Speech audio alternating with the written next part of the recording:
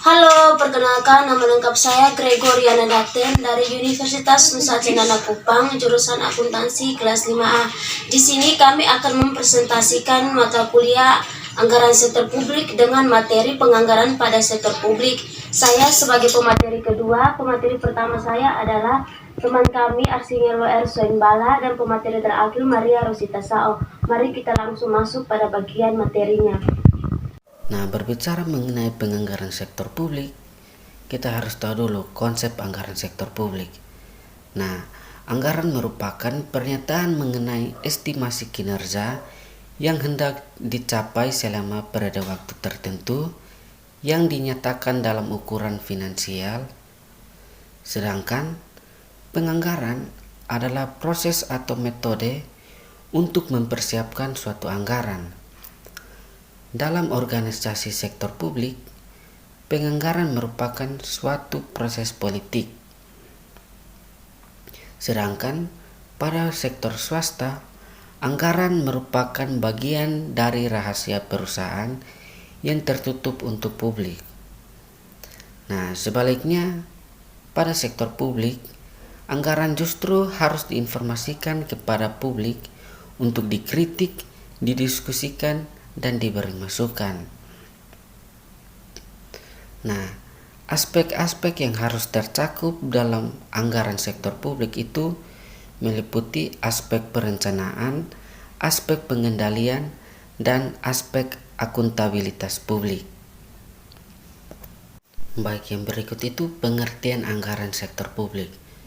Nah, anggaran publik adalah rencana kegiatan dalam bentuk perolehan pendapatan dan belanja dalam satuan moneter. Secara singkat, dapat dinyatakan bahwa anggaran publik merupakan suatu rencana finansial yang menyatakan yang pertama, berapa biaya atas rencana-rencana yang dibuat, dan yang kedua, berapa banyak dan bagaimana cara memperoleh uang untuk mendanai rencana tersebut. Yang berikut pentingnya anggaran sektor publik. Nah, yang pertama itu anggaran merupakan alat bagi pemerintah untuk mengarahkan pembangunan nasional ekonomi, menjamin kesinambungan dan meningkatkan kualitas hidup masyarakat.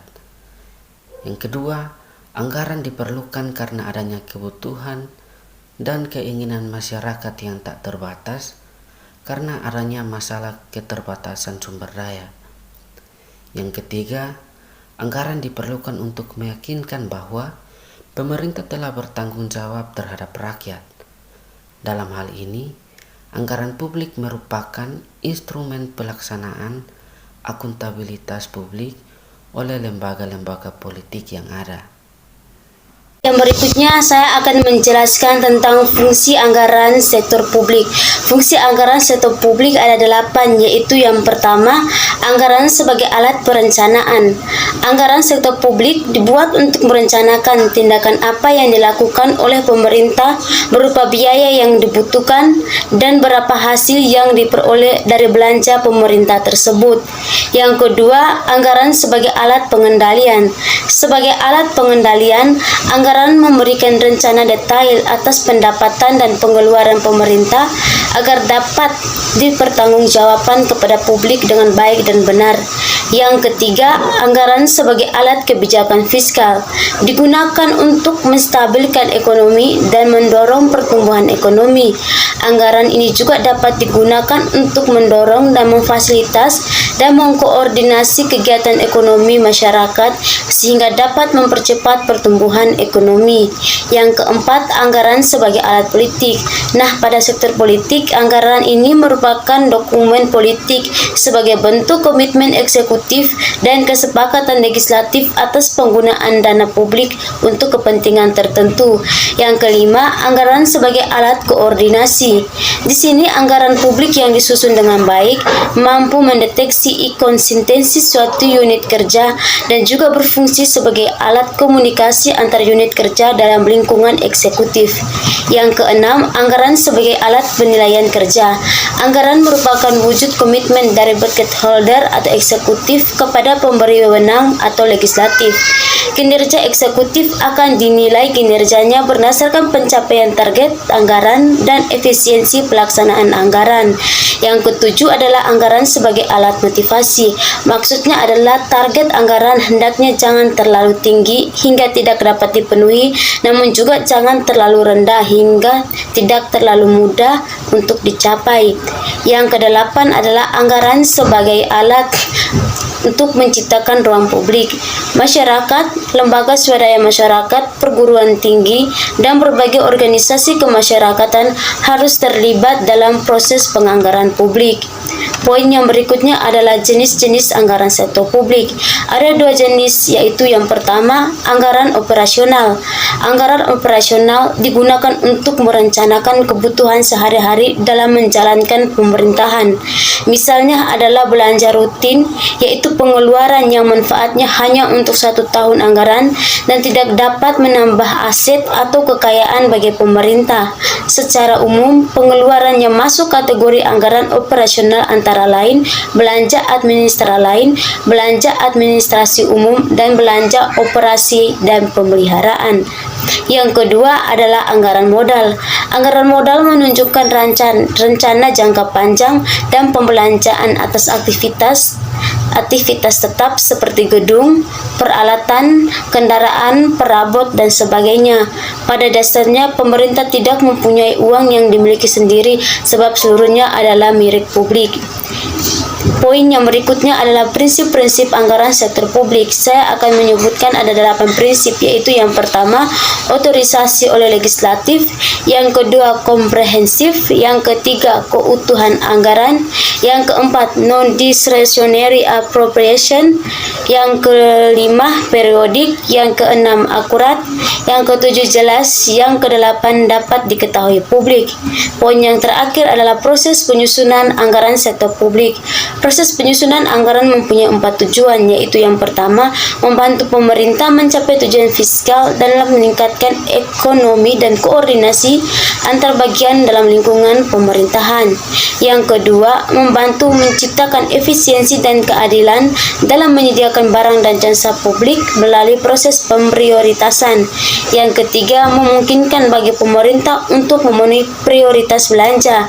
Dan yang keempat, meningkatkan transparansi dan pertanggungjawaban pemerintah kepada DPR atau DPRD dan masyarakat luas.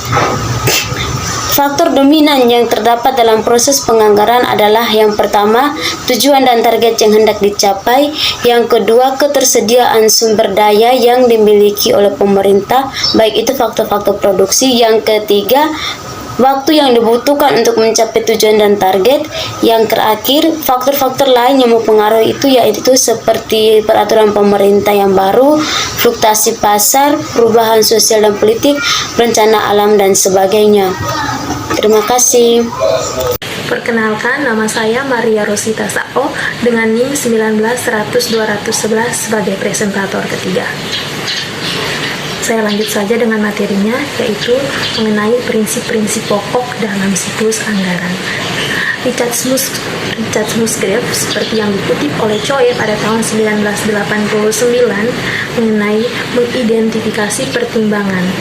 Mengapa pemerintah perlu memperhatikan atau terlibat dalam proses pengadaan barang dan jasa bagi masyarakat. Nah, ketiga pertimbangan tersebut antara lain yang pertama stabilitas ekonomi, yang kedua ada retribusi pendapatan, dan juga yang ketiga ada alokasi sumber daya. Nah, lemahnya perencanaan penganggaran akan mempengaruhi adanya istilah underfinancing, yakni pengurangan pembiayaan, atau juga adanya istilah overfinancing, yaitu kelebihan pembiayaan yang mana akan mempengaruhi tingkat efektivitas dan efisiensi dalam anggaran itu sendiri. Nah, di dalam siklus anggaran ini terdapat 4 tahap. Apa saja sih tahapan-tahapannya? Yang pertama yaitu tahap persiapan perencanaan anggaran atau biasa disebut dengan budget preparation. Nah, pada tahap ini dilakukan tafsiran pengeluaran terhadap tafsiran pendapatan yang tersedia. Nah, hal yang perlu diperhatikan dalam proses penyusunan suatu tafsiran pengeluaran yaitu harus adanya tafsiran pendapatan yang akurat. Nah, tahapan yang kedua yaitu tahapan ratifikasi penganggaran atau biasa disebut dengan budget ratification. Nah, di dalam tahap ini terdapat proses politik yang cukup rumit dan berat. Mengapa sih dikatakan cukup rumit dan berat? Karena seorang manajer dituntut tidak hanya memiliki managerial skill, namun dia juga harus memiliki politik skill, salesmanship, dan juga calculation bugging yang cukup memadai. Tahapan yang ketiga yaitu adanya pelaksanaan anggaran atau biasa disebut dengan budget implementation. Nah, sistem informasi akuntansi dan juga pengendalian manajemen yang memadai sangat dibutuhkan atau diperlukan dalam proses pelaksanaan anggaran. Nah, manajer keuangan selaku yang bertanggung jawab untuk menciptakan sistem informasi akuntansi yang memadai dan juga handal untuk proses perencanaan pelaksanaan penganggaran yang telah disepakati, yang mana akan dibutuhkan juga pada saat periode-periode selanjutnya. Nah, tahap yang keempat yaitu tahap pelaporan atau juga evaluasi anggaran. Nah, ketiga tahapan yang telah dijelaskan seperti tahap perencanaan, tahap ratifikasi, dan juga tahap implementasi, ia terkait dengan operasional perencanaan. Sedangkan untuk tahap yang keempat itu yaitu tahap penganggaran, tahap evaluasi dan juga pelaporan anggaran, dia terkait dengan akuntabilitas. Nah, didukung dengan implementasi dari sistem informasi akuntansi dan juga pengendalian manajemen yang baik, maka tidak akan terdapat banyak masalah pada tahapan yang keempat ini. Selanjutnya mengenai pendekatan penganggaran pada sektor publik. Nah, terdapat dua pendekatan penganggaran pada sektor publik. Apa saja sih pendekatannya? Pendekatan yang pertama yaitu pendekatan tradisional, dan pendekatan yang kedua adalah pendekatan New Public Management. Saya akan menjelaskan pendekatan tradisional terlebih dahulu. Nah, anggaran tradisional merupakan pendekatan yang banyak digunakan di negara-negara berkembang. Apa saja sih ciri-cirinya? Ciri yang pertama yaitu cara dan penyusunan anggarannya itu bersifat inkrementalisme. Kemudian ciri yang kedua, struktur dan juga penyusunan anggarannya itu bersifat line item. Ciri yang ketiga ini bersifat sentralisme. Ciri yang keempat tahunan, dan ciri yang kelima dia menggunakan prinsip-prinsip jumlah bruto. Nah, di dalam pendekatan tradisional ini, dia memiliki tiga proses. Nah, proses yang pertama, pihak atau lembaga yang membutuhkan anggaran, dia akan mengajukan perencanaan anggarannya itu kepada kepala eksekutif sesuai dengan pengeluaran yang hendak dibuat. Kemudian proses yang kedua yaitu kepala eksekutif mengumpulkan semua perencanaan penganggaran pada proses pertama, kemudian dia memodifikasi semuanya, kemudian dia akan menyampaikan atau mengajukannya kepada badan legislatif. Nah, proses yang ketiga, setelah merevisi semua jumlah penganggaran, badan legislatif kemudian menuliskan jumlah penganggaran yang disetujui menggunakan pendekatan tradisional. Pendekatan yang kedua yaitu pendekatan New Public Management. Nah, pendekatan New Public Management ini dia berorientasi pada kinerja dan bukan pada kebijakan, yang mana fokus organisasi sektor publiknya itu dia berorientasi pada outcome atau hasil dan bukan pada input atau output. Nah, adapun karakteristik dari pendekatan ini yaitu yang pertama, terintegrasi dalam lintas departemen, kemudian pengambilan keputusan yang bersifat rasional, kemudian yang ketiga bersifat jangka panjang, yang keempat adanya pengawasan kinerja. Nah, paradigma dari New Public Management ini dia telah melahirkan beberapa teknik dari penganggaran. Nah, apa saja sih teknik dari penganggaran tersebut? Teknik yang pertama yaitu anggaran kinerja. Nah, anggaran kinerja ini dia dibuat untuk mengatasi kelemahan dari pendekatan tradisional. Dan yang kedua itu ada program budgeting. Nah, program budgeting ini dibuat untuk menekankan pada efektivitas penyusunan perencanaan program kerja. Yang keempat ada zero based budgeting, di mana dia dibuat untuk mengatasi kelemahan dari pendekatan inkrementalisme dan juga line item, yang mana anggarannya tuh diasumsikan mulai dari nol.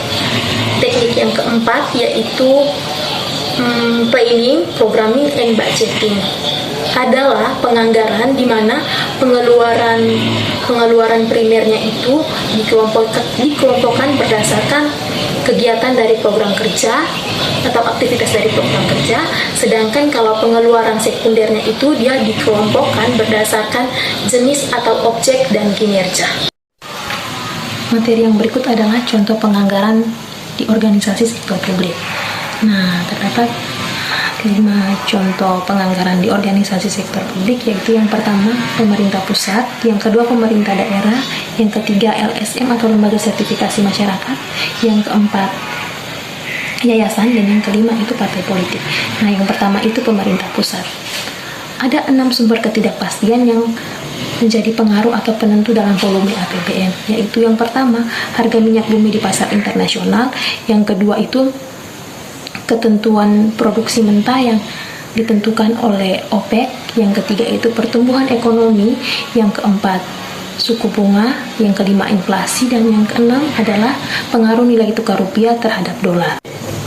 Nah, yang kedua adalah pemerintah daerah. Berdasarkan kebijakan APBD, strategi atau plafon yang ditetapkan oleh pemerintah dan juga DPRD, Kepala Satuan Kerja Perangkat Daerah selaku pengguna anggaran, mereka akan melaksanakan penyusunan anggaran kerja, penyusunan rencana kerja, dan juga anggarannya pada tahun berikutnya sesuai dengan pendekatan yang ditetapkan pada kinerja yang akan dicapai. Nah, yang ketiga itu ada LSM atau lembaga sertifikasi masyarakat. Nah, lembaga sertifikasi masyarakat ini dia berfokus untuk meminimalkan biaya overhead atau biaya publik. Nah, yang keempat adalah yayasan. Nah, anggaran yayasan merupakan akuntabilitas yang mana pelaksanaannya itu menggunakan biaya atau anggaran publik. Nah, yang kelima itu partai politik. Nah, partai politik ini dia dananya itu bersumber dari yang pertama iuran dari anggota, kemudian sumbangan secara hukum yang sah, dan yang ketiga itu bantuan dari pemerintah. Sekian dari hasil presentasi kami. Terima kasih.